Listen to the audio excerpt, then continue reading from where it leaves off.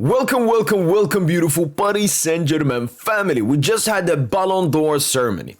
And I thought of a very interesting idea.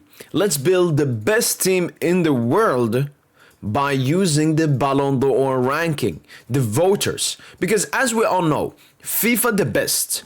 FIFA and Ballon d'Or used to be together, FIFA and France football, and then they disconnected, creating the Ballon d'Or ceremony in around September, it used to be October, and then the FIFA the best in December. We remember last season, Rodri won the Ballon d'Or, and Vinicius Jr. won the FIFA the best, which will take place 17th of December this year.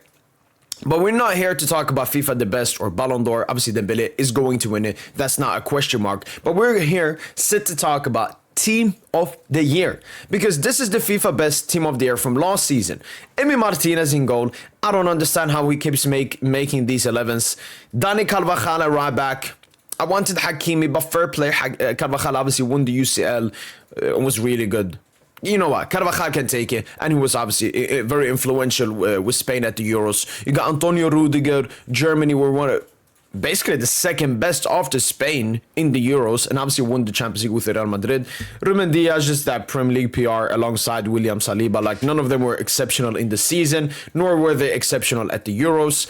You have Rodri, obviously, who won the Ballon d'Or. Euro Player of the Tournament. Toni Kroos was huge for Germany and Real Madrid that season. You have Jude Bellingham there representing England that went to the final and Madrid winning the UCL. But I mean, it should have been Vitinha was crazy that year in the Euros and in the Champions League, but it is what it is. Lamine Yamal, some way Fugazi made this. I remember my reaction to this 11. I had no clue how Yamal made this.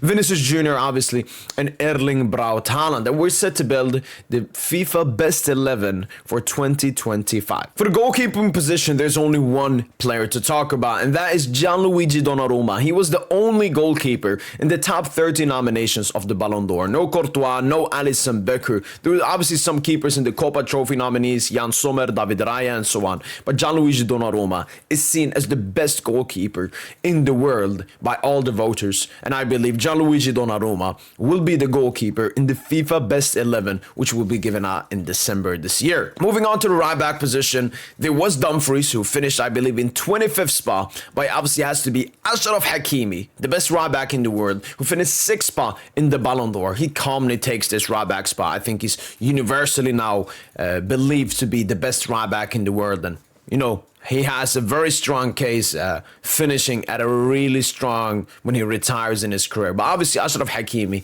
takes the right back position. Moving on to the centre back positions, there's only one centre back in the top 30 Ballon d'Or ranking, which was Virgil van Dijk, who finished in 28th spot. So he takes the first centre back position. Moving on to the second centre back position, we have to think a little bit outside of the box. I would have wanted Pacho personally, but I do believe the player that will get the secondary centre back spot will be William Saliba. He has immense PR from the Premier League, from Arsenal, being French as well, and he was in the previous FIFA the best 11, so I'm predicting Saliba to make the 11. Moving on to the left back position, once again, it's a very easy one. There was only one left back in the Ballon d'Or ranking, and that was Nuno Mendes, who finished in 10th spot in the Ballon d'Or ranking. Nuno Mendes, what a baller, takes the left back position in this team. Moving into the midfield, and the first midfielder to take this spot is Vitor Ferreira, who finished 3rd in the Ballon d'Or. I've seen a lot of people cry about Vitinha finishing 3rd in the Ballon d'Or, which amazes me. I mean, Vitinha was PSG's second best player in the Champions League, especially in the knockout stages, was huge for Portugal in the Nations League, winning that tournament, and was very great for Paris Saint-Germain in the Club World Cup until that shameful Club World Cup final performance from the entire team.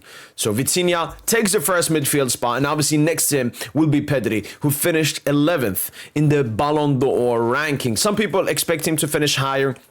I predicted him to finish 11. I knew he was going to finish around that spot. He could have finished above. I think he deserves to finish above Palmer. I would even put him above Mbappe and Salah when you look at his big game performances last season. But it is what it is. And we're only going to be playing with two midfielders, as you're going to see. The first attacker, obviously, we're going to look into is Ousmane Dembele. the Ballon d'Or winner. He calmly slots into the false nine striker position, whatever you want to call it. And next up to him is secondary place. Lamine Yamal takes that right wing position. And the third attacker is Mohamed Salah, who takes up the left wing position. And as you can see, we're still missing one player, and I'm going to put a fourth attacker, which is Rafinha, who's going to be put alongside the midfielders. And this finishes off the 11. Gianluigi Donnarumma in goal, Virgil van Dijk, William Saliba, Nuno Mendes, Achraf Hakimi, Pedro Gonzalez, Vitinha, Rafinha, Mohamed Salah, Ousmane Dembele, and Lamine Yamal. I think this will be the FIFA Pro 11. I don't see any other changes. As I said, Saliba, I thought a little bit outside of the box, but I do think it will be him. I can't see who else would potentially take that spot. Donnarumma has a very strong case. Van Dijk, Hakimi, Nuno, Vitinha, Pedri, they're seen undoubtedly as the two best midfielders in the world. Whether you want to put Vitinha first as the best or Pedri, doesn't matter, but both of them are unanimously seen as the two best midfielders in the world. Rafinha, Yamal, Ousmane Dembele, Mohamed Salah are also seen as the four best attackers in the world. Mbappe obviously is performing at a really high rate at the beginning of the season, so we could see a surprise Mbappe Fugazi entrance, but Yamal, Rafinha, and Salah. Salah hasn't had the best start to the season, but Yamal and Rafinha have had. So Mbappe could maybe be, because he has insane PR as well. So maybe Mbappe could potentially cheekily make it into this 11. But that should be the 11 for me. I also put this interesting. We have 4 Premier League players, 3 La Liga players, and 4 Ligue 1 players. We have 4 PSG players, 3 Barca players, 1 City, 1 Arsenal, 2 Liverpool. But obviously Donnarumma is PSG and Ligue 1. That's why he's in that list. And when I built this 11 and put 4 attackers, I remember the 2013 and 2014 World 11.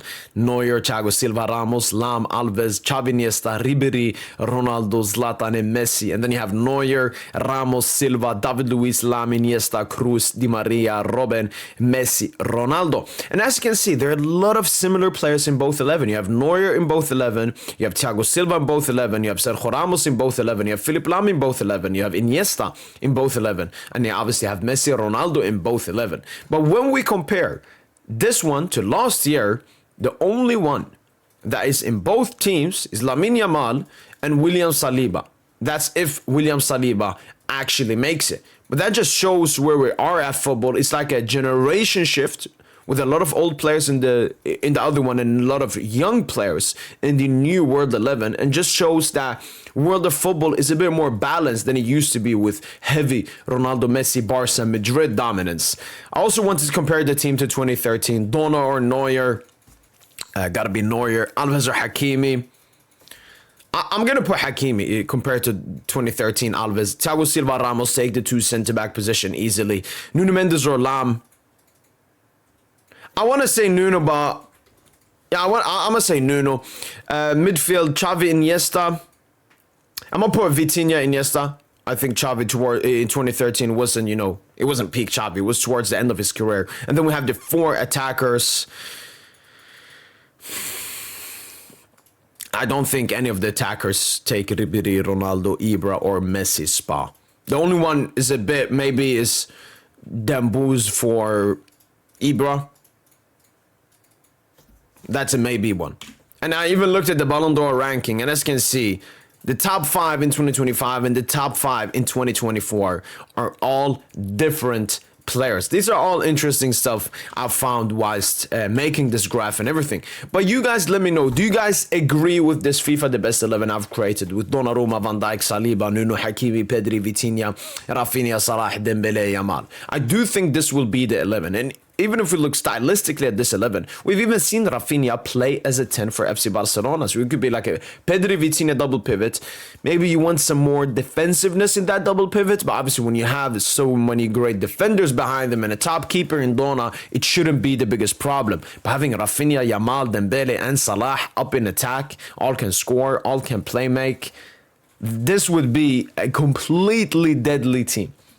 And I can't wait for this ceremony to finally see the FIFA best 11, because I want to see, the showcasement for Paris Saint-Germain and PSG. If this 11 is the 11 gets put out, we have 5 Paris Saint-Germain players. Obviously, Donnarumma is playing for City now, but he'll be counted, He'll be there for his performances for Paris Saint-Germain in the UEFA Champions League. So you guys let me know in the comments down below, what's your FIFA the best 11, or what do you guys disagree? Would you swap anyone with anyone? Again, this is not my best team. This is what I'm predicting FIFA the best 11 to be based upon the Ballon D'Or rankings and what the people will vote. Obviously, the Ballon d'Or is voted by journalists, whilst this team is going to be voted by captains of national teams and I think managers as well. So maybe we could see a little bit of a difference. We'll have to wait and see. That's been it from my boy PS Gent. Hopefully guys have enjoyed this video. And as usual, allez Paris.